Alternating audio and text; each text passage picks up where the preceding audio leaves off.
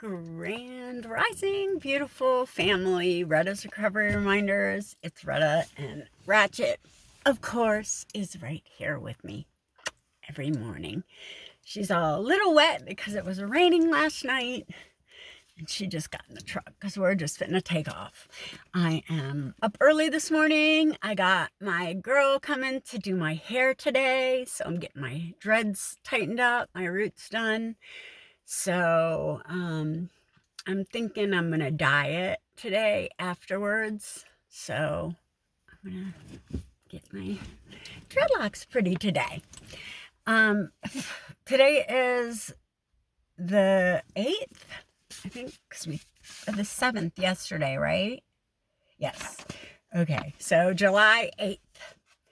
I will gain more understanding when I realize, no, this is the one we read yesterday, so it must be the 9th.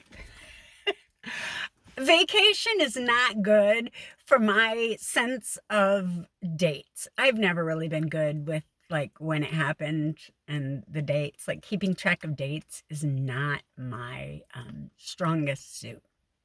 Keeping track of what day it is, that's never really been my thing. I am more of a feeling type person. I remember how I felt. I will gain more understanding when I realize spiritual malnutrition is a condition that can be cured. Yes, it can. I'm living proof. What if you were forced to sustain yourself on a low-calorie, minimal intake diet for the rest of your life? Or worse, what if you were told that you could never eat again? No more chocolate, no more homemade soup. How would you feel? How would you survive? If you did not eat to sustain your physical body, would you eventually grow weak and weary? As you used up the reserve resources of nutrients and vitamins, your vital organs would stop functioning. Your body would begin to shrivel up and waste away. A person can only diet or fast for so long before the body demands to be fed. The same is true of the spirit. Some people are suffering from spiritual malnutrition. I think most people are. And they don't even realize it because the spiritual choices they have are very limited. At least the mainstream ones are, unless you seek for occult hidden knowledge, and then you find what you're looking for. But it takes time. It took me years to find out what I was looking for.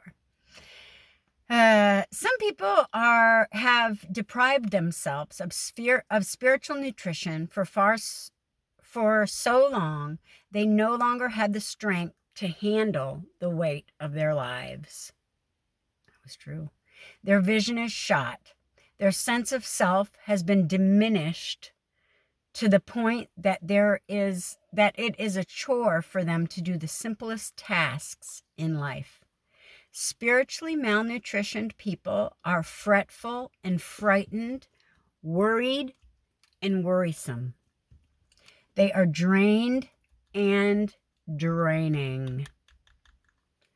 They have their eye on someone else's plate, someone else's life, and they will stretch their shriveled and shaking hand out to whatever crumbs can be spared. There is only one cure for spiritual malnutrition. It is a steady diet of spiritual food. Prayer builds up spiritual structure. Faith puts meat on the spiritual bones. Gratitude builds spiritual muscle. If you are feeling worn out, run down, or weary, check your spiritual diet. You may need to increase your intake of spiritual nutrients. Until today, you may have been suffering from spiritual malnutrition. Just for today, increase your intake of spiritual food. Engage in a few spiritual experiences. Test your spiritual muscles. Make the necessary adjustments to your spiritual diet. Today, I'm devoted to increasing my spiritual intake. So good. And really, it's true. Until I started doing yoga and meditating and getting quiet and going inward, I was lost completely. Didn't know what to do, didn't know where to turn, didn't know who to listen to, because I couldn't listen to myself because I didn't know. But the thing is, you really do know. You do. You're just in a place where you think you don't.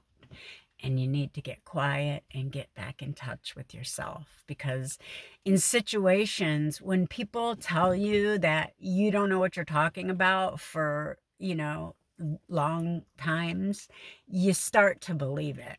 Even if you consciously don't, your subconscious does.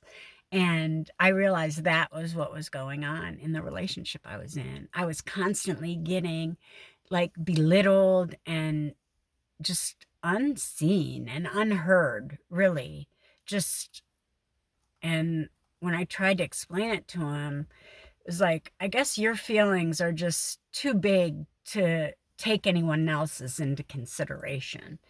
And it's true, because when I was focused on my own emotions and how they were affecting me without being in control of how I chose to feel, how I wanted to feel, who I knew I was floating. I was like out there, and I allowed that. I allowed it. I allowed it because I believed someone else over myself. And don't ever do that. You have all the answers to every question that you're looking for internally, I promise.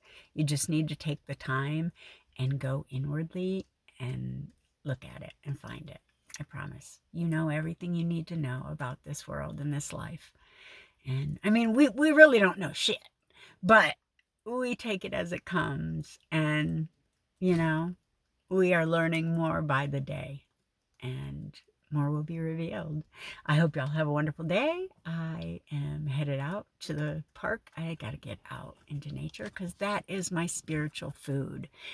That it really is. Getting out into the source energy, away from cities, towns, people, it does something to your spirit, and it replenishes the just goodness in your heart.